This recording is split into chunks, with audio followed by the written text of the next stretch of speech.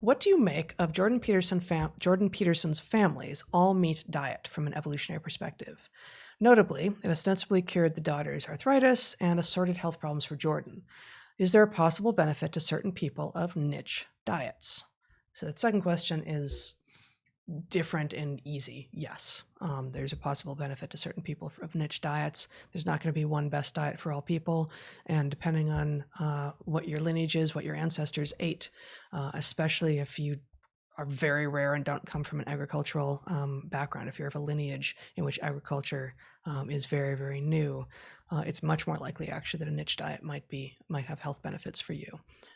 But the first question is about the all, and not just all meat, but all beef, right? It was an all beef diet, beef and salt and water, I think. And so let's just say there's going to be a cost and a benefit. And to the extent that we are complex systems with the massively complicating factor of an immune system that can react to just about any significant organic molecule of significant size, there is a danger of being allergic to all kinds of things, and this will be highly idiosyncratic.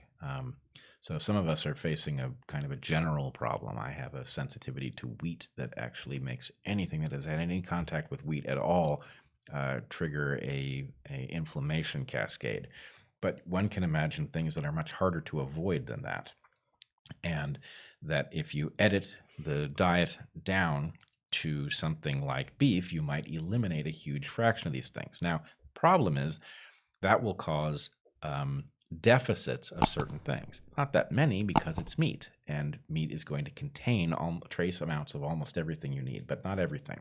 And so, I mean, given that you're not eating human meat, it's not going to have an exact match for what you need. It doesn't need an exact match. It just needs to exceed your minimum requirements in every regard, which it's not going to do, but it will come much closer than a lot of other things. So, so in any case, what I would say is, I believe that Michaela, who has rather severe health issues, did experience a massive benefit from this. I have no doubt, or little doubt, that she's experiencing substantial costs unless she's supplementing for those things that would be missing from an all-meat diet. So we're talking about micronutrients, the kind of stuff that you get from leafy greens and citrus and such, right? Yeah, like exactly. Molybdenum, selenium, right? For instance.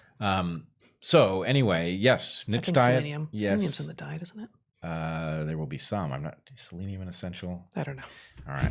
This is stuff we should look up before we come on screen here, because we don't want to get caught out over molybdenum, of all things. It's fun to say, though. Yeah. Yes. So anyway, niche diets make perfect sense. In fact, probably if we survive the next 6 weeks, maybe in the distant future, we will actually be able to map what each of us requires based on our sensitivities, that is to say our immunities, based on our ancestry and what was in the diets of our ancestors that we now need in disproportionate amounts. You can imagine tailoring your diet. Yeah, I'm less excited about this. There have been a lot of attempts at this point, and mostly they're naive enough that they're failing because they're naive. But they suck.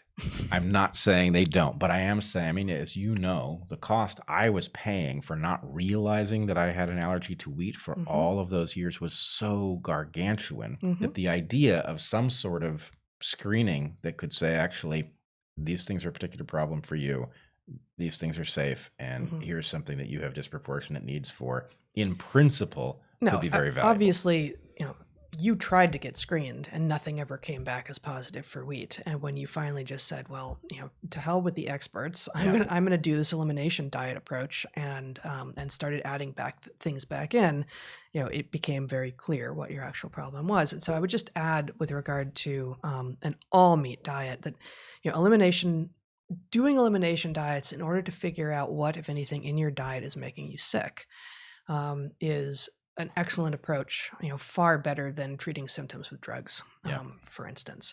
But elimination diets tend to involve a very strict reduction in all sorts of diversity in what you're eating, and then slowly, very carefully adding things back in. And the not adding things back in struck me as potentially long-term quite dangerous. At least I suspect maybe there were multivitamins involved, and I'm not a fan of getting your nutrients from multivitamins. I think you should eat leaves instead, like meat. If it was just meat and leaves, then that to me would feel like, okay, I'm going to want some carbs for sure, but meat and leaves feels like it could definitely be a complete diet. You want to be very selective about the leaves, though. You want to be selective about the meat too. Well, that's true, but yes, but perhaps more selective about the leaves. Yeah. But at least there you would have a chance of getting everything that we think you need in a human diet.